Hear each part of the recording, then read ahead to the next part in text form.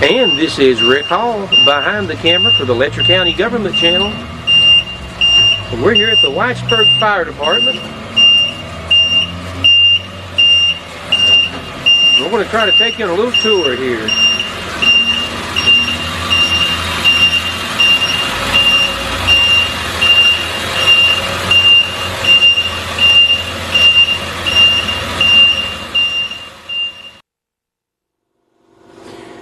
And we're here in Whitesburg, Kentucky. We just saw the gentleman backing the truck into the building here, and now we have someone that we can actually talk to. Would you please just introduce yourself, tell us where you were born and when you were born?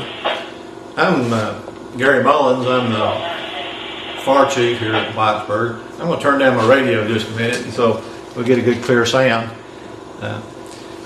I've lived in Whitesburg all my life. I was born here in Whitesburg up on Church Street. Raised here, played in the streets. And I lived right close to the fire department, so I grew up around the fire department. And when I turned 16 and was able to drive, I joined the fire department as a volunteer. And I've been on the fire department ever since. I became chief of the fire department about sometime last year, about July of last year. And I really enjoy it, and I have a lot of good people to work with, and the citizens of Whitesburg are real nice to us, and we have a good mayor to work with. He's taking care of us pretty good. And we'd like to welcome everybody today. We're going to show you around the fire department, and I'd like to introduce one of my firefighters now. His name's Mark Sexton. And go ahead and introduce yourself. Tell me where you were born and when you were born and a little bit about yourself. My name is Mark Sexton. I'm a captain here at Whitesburg Fire Department, also a training officer.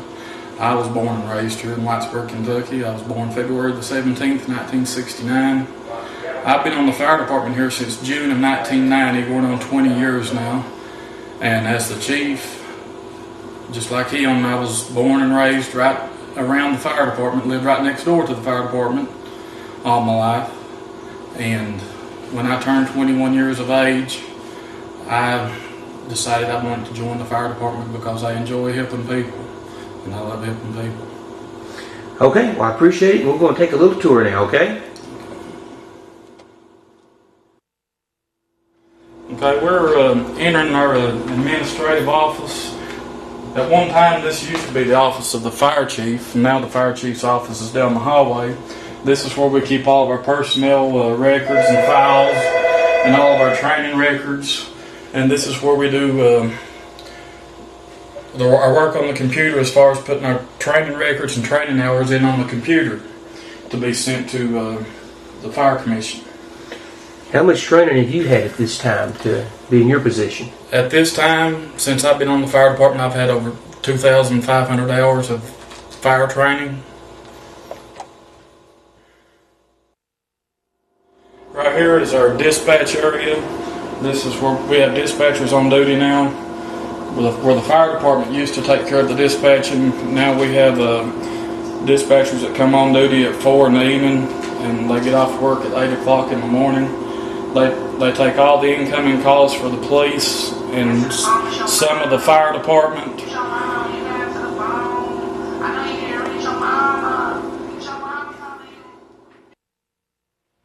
Okay, where we're at right now in the fire department, this is our training room.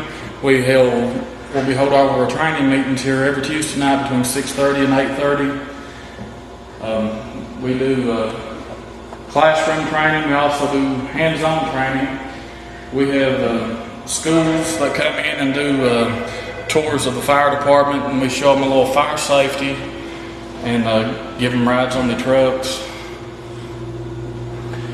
Do you go to any of the Kids' Days events? We go to the Kids' Days events up here at the River Park. That's usually held in July, and we do fire truck rides for the kids. Well, I bet they love that, don't they? They do. They really enjoy it. Okay, where we're at right now in the fire department, we're in the fire chief's office, and at this time, Fire Chief Gary Mullins is going to tell you a little bit more about this office. As fire chief of the Whitesburg Fire Department, I'm mostly responsible for the administration and scheduling of all the firefighters and Personally, I'm a Class 2 trainer, so I do all the hands-on training for the fire department. I really enjoy this job, and I'm really glad to work for the city of Whitesburg.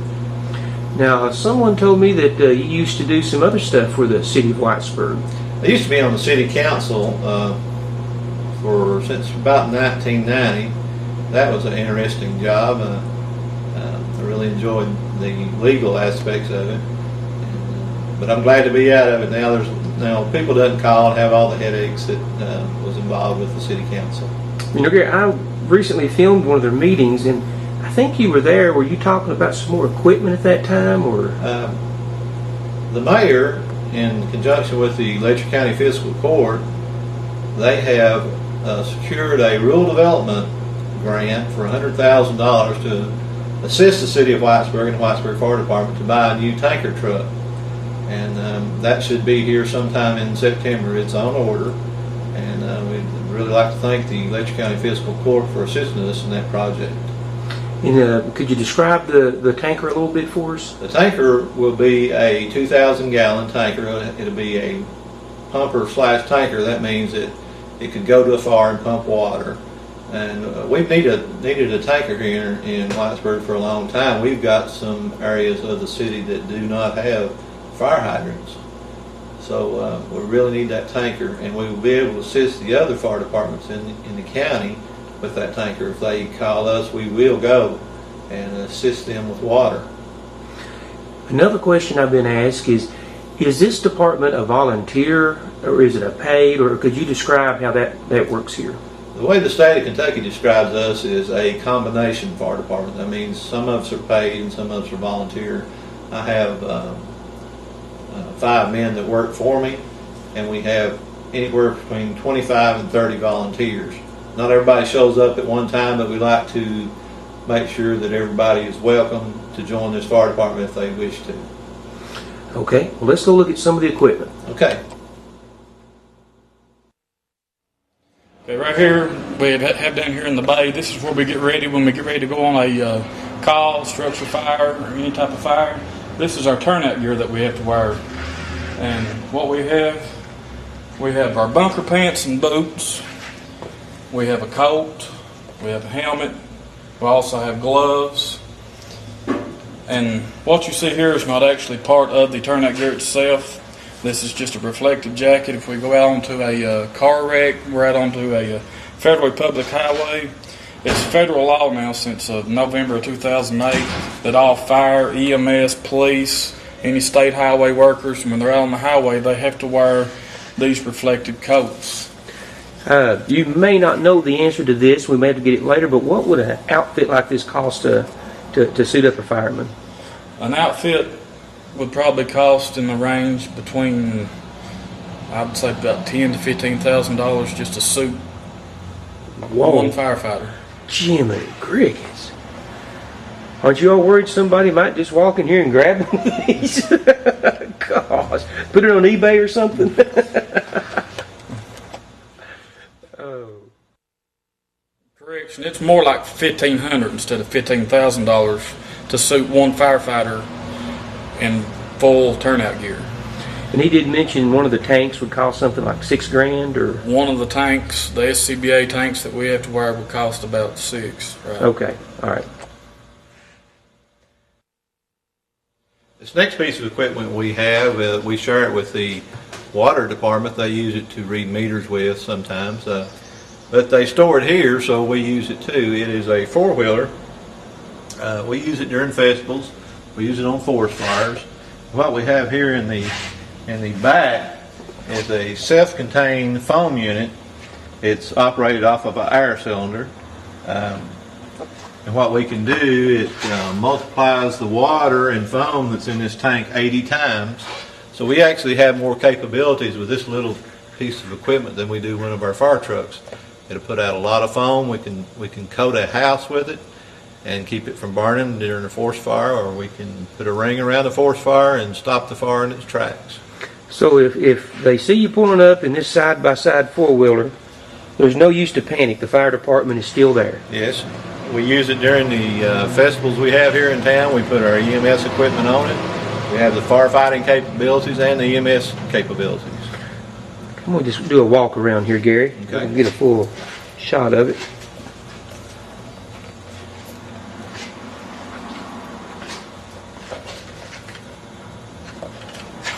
Do you know what year model this Rhino is? I think this is probably a 2008.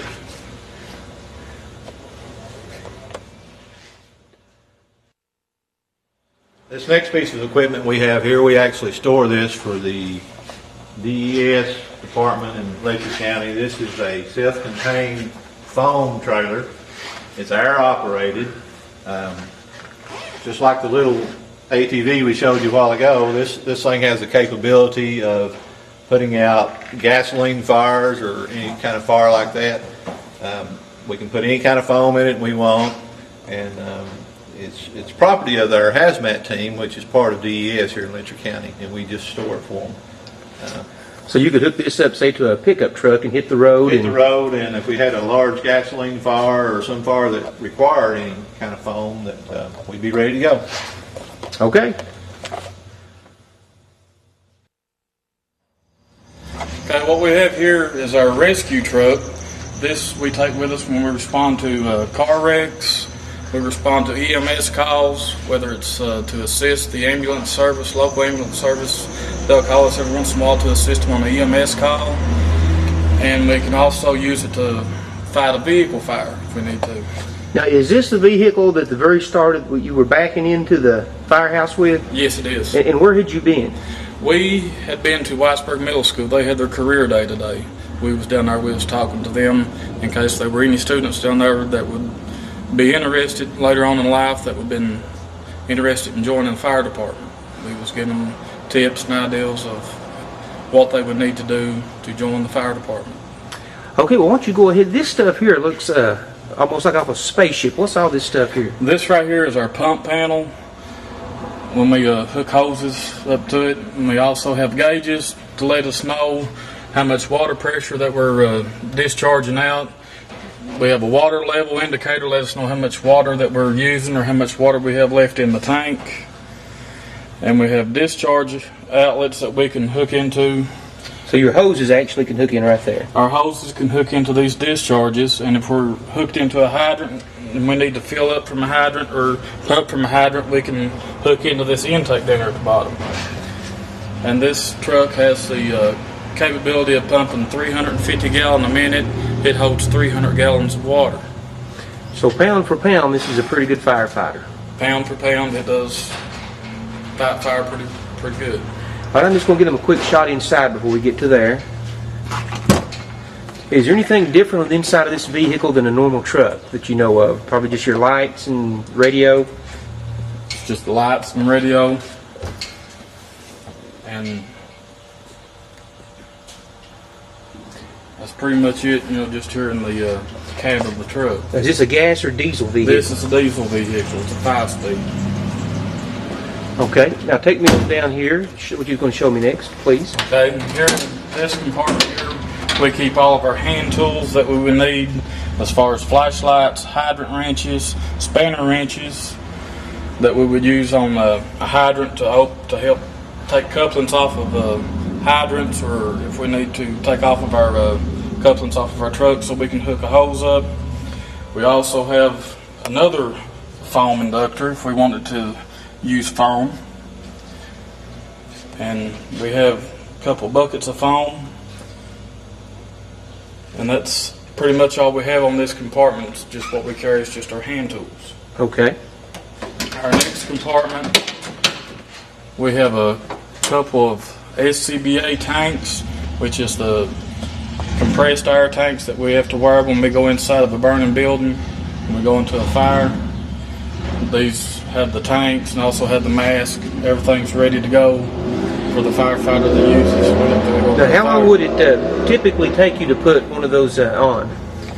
Typically, it should take you putting your bunker pants on, turnout gear, plus your tank should take at least about 2 minutes. Gosh, that's pretty fast. That is pretty fast.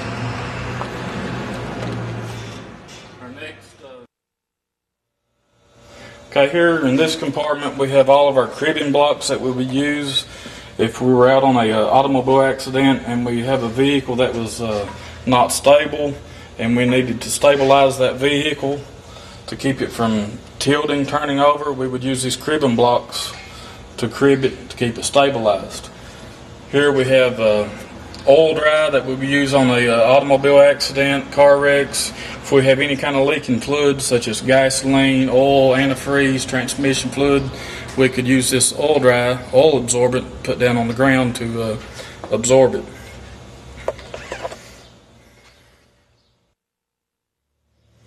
Okay, in our rear compartment we house our Jaws of Life unit, and what that is when it's used to do extrication. People that's trapped inside the vehicle from a wreck, there's no way of getting the doors open. We need to get these people out of the vehicle, so we have to extricate them. In order to do that, we have to use what's called the Jaws of Life. And this particular Jaws of Life is a Phoenix unit. It runs off of a 4-horsepower unit.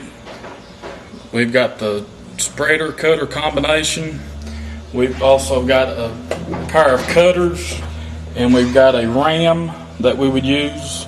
The ram is used, say like if you had someone that was in an automobile accident and the dashboard had come back on to someone, we could take this ram, place it in the vehicle, and this would push the dashboard up off of the victim. That way we could free them and get them out of the vehicle so they could be transported to the hospital. Well, I would say about everybody has heard of the Jaws of Life. This is a very, very important and well-known piece of machinery. Right, and there's different brands out there, and just the brand that we have is the Phoenix type. We've had this since 1994. This Jaws, back when we bought it, was $10,000. They probably cost more than that by now.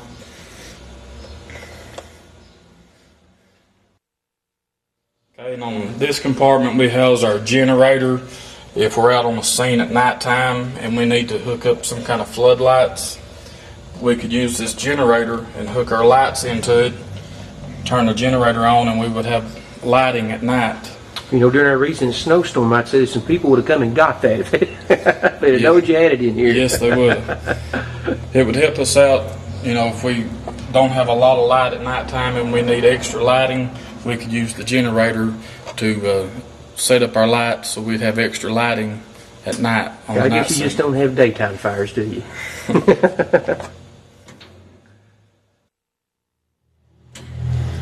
Okay, here on this compartment we house our some of our EMS equipment. We have some backboards. We have a KED, also known as a Kendrick's extrication device. We could use if someone's involved in an automobile accident. This would go around them and to help mobilize the patient so we can get them out of the vehicle in case they have some type of neck, spine, or back injury. This will keep them mobilized. We also have oxygen that we can administrate to patients if you're EMTs, which on our department, we do have some EMTs on our department, and we can administer oxygen to patients that are having difficult breathing and are smothering that need to have oxygen. Okay, on this compartment we also have some more of our EMS equipment. We have what's called a jump kit. Whenever we go on the scene of a automobile accident, this is probably one of the first things that we get off of the truck is this orange jump kit. And we have a bag that's got C-collars in it, or cervical collars that are used for patients that have some type of spine or neck injury. We can apply a cervical collar to them. And we have different types of bandages, tape, we have a blood pressure cuff, and we got all kinds of different kinds of dressings and splinting that we could use. Also, we have an AED. If we have someone that is unresponsive, not breathing, and we have to do CPR, and we do have our firefighters here on the department, they are trained in CPR and AED use. So everyone on the department is trained to use the AED. Explain to me what an AED is. Is that what kickstarts your heart? It shocks the heart, gets it back into a shockable rhythm. That way,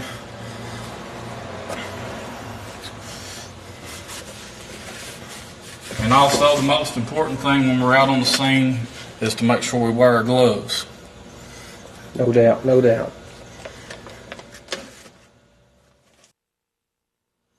And also, like I mentioned to you earlier about the jackets that we have to wear when we're out on the scene, on the traffic, on a car wreck, out on the highway. They're on this compartment. We have to wear these when we're out on the scene. So, and I would assume that is reflective tape on there? These are reflective. Like I said, all fire, police, EMS, road workers have to wear these now when they're out on the highway. Okay, up here on the top of our rescue truck, we have what's called a Stokes basket. We have 2 of those.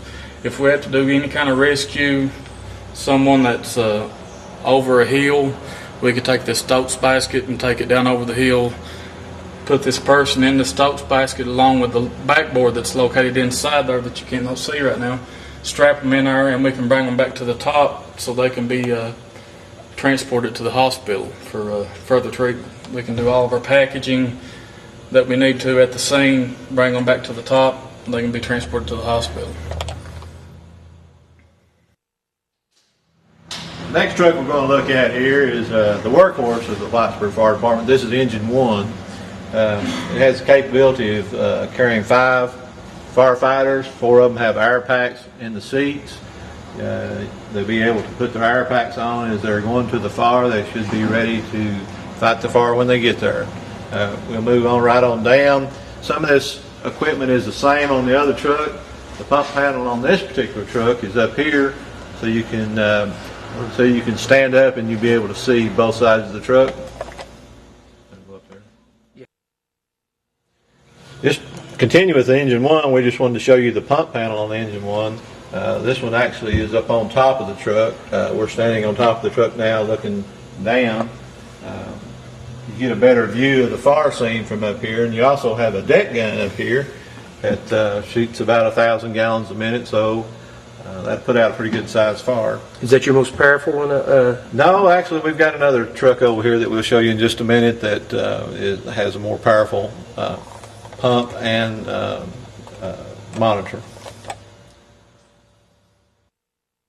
Now we're at the rear of engine 1, and just wanted to show you what we keep in the rear compartment on this truck. The Whitesburg Fire Department, the way we fight fires, it's called positive pressure attack. And the way we fight fires, we set up a fan at the opposite the fire and try to push the fire back to where it began. It gives us clean air to breathe as we go in. Even though we got air tanks on, we'd be able to see. Rescue is a lot easier, and we found that it's a very effective way to fight fires. And that is that your fan? That's our fan right there. We've got 3 of these fans on the fire department. When we arrive on the scene, we will assess what's going on with the fire, and most of the time that's probably the first piece of equipment we get off. This truck we're looking at now is engine 3. This is a 1962 Pierce pumper. This truck, as long as I've been around the fire department, this truck's been here. It's been a real fine truck. It's got features on it that you wouldn't have thought would have been on a fire truck in 1962, but it's got foam sails on it. You put the foam in it, and it's automatic. You pull one lever, and you've got foam, and it's pre-wired for electricity. It had a generator, a pre-wired generator on it. It was a real neat truck. Well, it looks like it's got a brand new paint job on it. Do you know anything about that? In about 1980 or 1982, it was refurbished. Chief Fillmore Bowen had it refurbished. They did a real fine job on it. And this particular truck here, it's my hope that when we get our new truck in, that we'll move this one down to probably West Whitesburg, and that will give the city an opportunity to have a truck closer to some of the outlying areas in case they ever want to annex.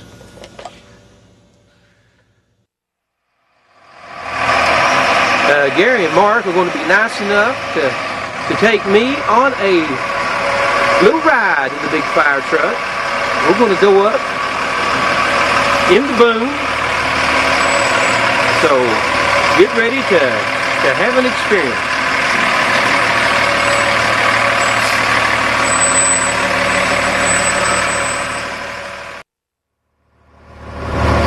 Where are we headed, Fire Chief? Well, we're going to downtown Whitesburg today. I'm going to take you up in the bucket. This is our snorkel truck. It's an engine 4 or truck 4. It's sort of a combination truck. It has our largest pump on it. It has a 1,500 gallon per minute pump. It has a 1,000 gallon per minute monitor on the back. It'll reach 55 feet. It'll reach any building in the city of Whitesburg. In fact, we have the ordinance that says you can't build a building over 45 foot tall in the city of Whitesburg because of the limitations of this truck. And what would a new truck like this cost? We actually had this truck built in 2004 at a cost of about $250,000. We had a 1973 snorkel that we took the boom off of and put on this new truck and had it refurbished, and it was still $250,000. So we're talking a new truck like this would probably be $350,000 to $400,000. Where we're going to go today, we're going to go into the bank, Whitaker Bank parking lot. I'm going to raise up the boom and we're going to look over the courthouse in the city of Whitesburg.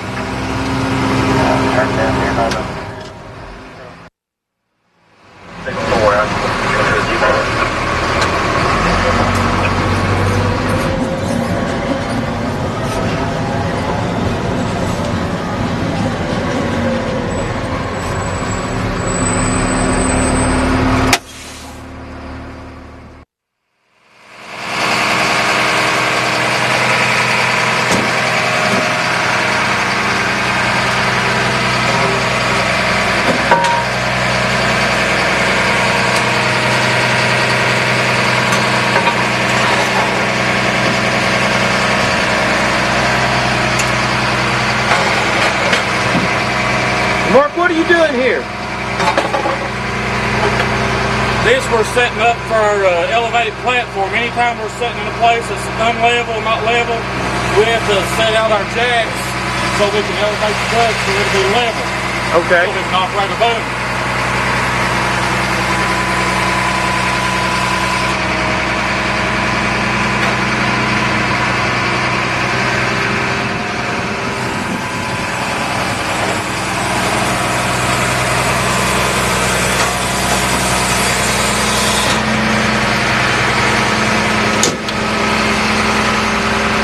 That gives you good stabilization. This gives us good stability.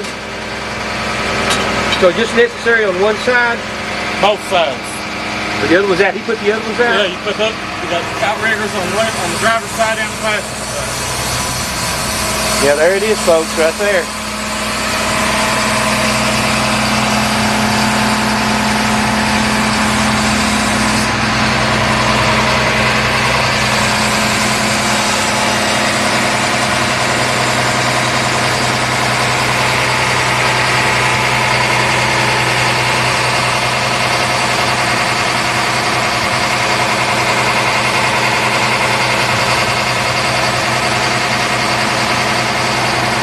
Mark, have you ever had an opportunity to use the boom? Yes, I have. This boom goes up 55 feet. That's fully extended, which is the equivalent of 5.5 stories. But we have no building here in the city of Whitesburg that goes up 5.5 stories. I think the biggest building that we have here in the city would be right next to us. That would be the Whitaker Bank, and it's about 4 stories tall. What would some of the differences be fighting the fire from the bucket as opposed to the ground? In the bucket, we would use mostly as far as defensively. We can't send no firefighters in to do a structural attack from the from the top, so we want to send someone up in a bucket so they can spray water down in to extinguish the fire that way.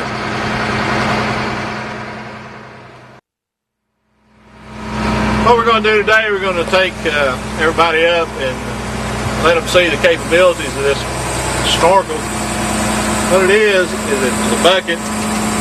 Like I said when we were driving up here, it'll go 55 foot in the air, and it's taller than any building in the city. The monitor on the front here is capable of 1,000 gallons a minute. We can put out pretty good fire with it. When I turn around here, I'm going to show you one of the buildings we saved with this. If you look behind me, you'll see the Whitworth Bank, one of the taller buildings in the city. In just a minute, we should be over top of it.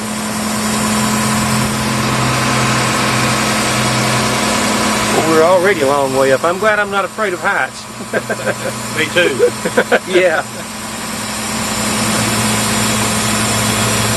This is going to be a view that you'll rarely get of the city of Whitesburg. The Whitworth Bank might block a little bit of it out, but if you look behind Tim here, you'll see Fields Cliff. Which way? Behind you. Oh, behind me? It's Fields Cliff. Yep. To the right, the Melinda Mason building over here at the college. Yeah, I see it out there. I'm going to turn around real slow here.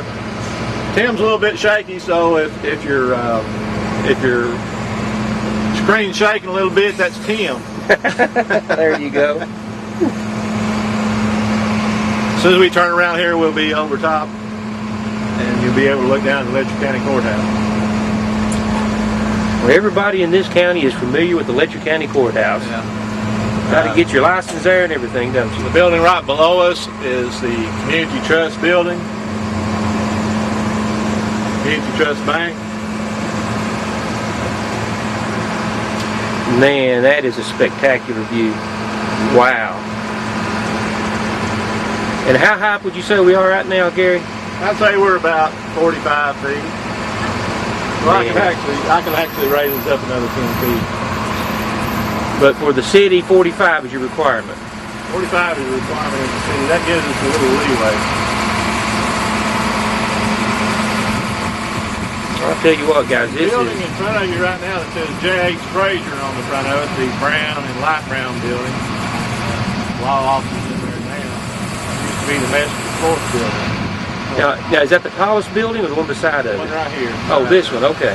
This building caught on fire, I think it was about 4 or 5 years ago on Christmas Eve, about 4 o'clock in the morning. And when we got here, it was fully involved. There was a lot of smoke. And this truck actually saved that building.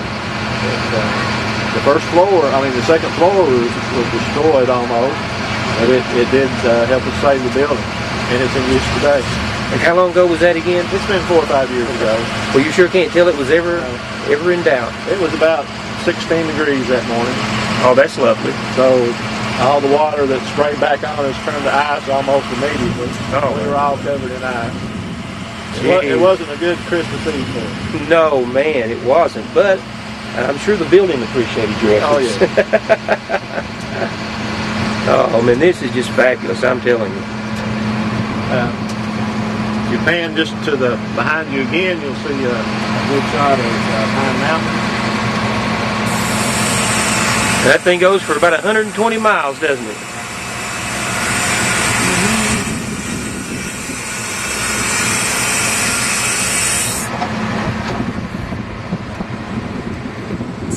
We try to carry whatever we think that we need, that we might need if we go into let's say we need to go into a building with 3 stories, we need to go into the 3-story building.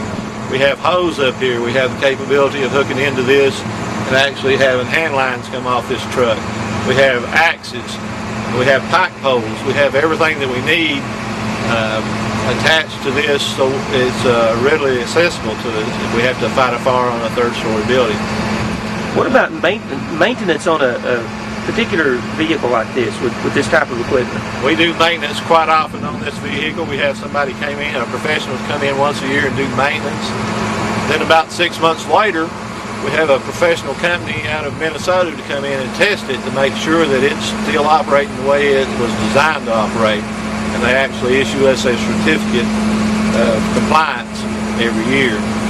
Every 5 years they do what's called a non-destructive test on it. They'll hook up stuff to it and test the welds and different things like that. So there is a lot of maintenance to it, but it's well worth it. I'm really glad that we have such a piece of equipment here in Whitesburg. I'm gonna tell you what, it's got my heart pumping.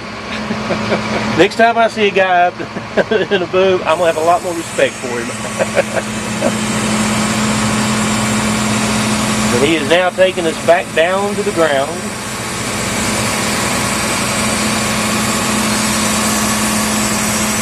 Well, I'll tell you what, Gary, I believe this is going to conclude our tour of the Whitesburg Fire Department today. Is there anything you'd like to say before we let you go? I'd just like to thank you and everybody else for visiting the Whitesburg Fire Department today, and you're welcome back anytime. We'd like to invite you sometime when we have training. Maybe come by one day and maybe hang around. Maybe we can go on a run together. I'll tell you, I'll make a deal with you. If you'll have somebody come down the fire pole, I'll come back. Okay, we will. Okay, thank you, Gary. Thank you all. This is Rick Hall behind the camera for the Letcher County Government Channel.